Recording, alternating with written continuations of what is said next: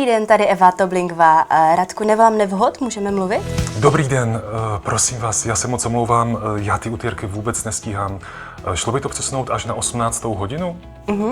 Dobře. Hello Martin, how are you today? And how was the meeting? Hello, I'm fine. The meeting was okay. I felt more comfortable in speaking English than last time. When you go on holiday, do you take your photos with a camera or with your phone? When I go on holiday, I take photos with my phone. Very good.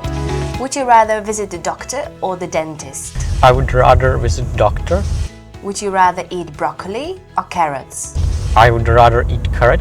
But you need to use plural. I would rather eat carrots. Very good.